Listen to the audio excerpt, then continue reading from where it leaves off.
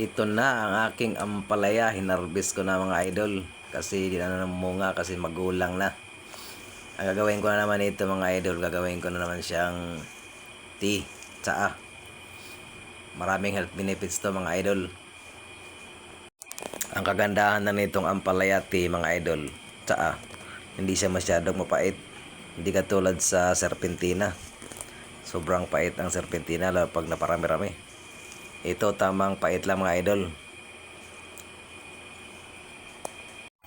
Unang health benefits, regulation of blood sugar levels and management of diabetes.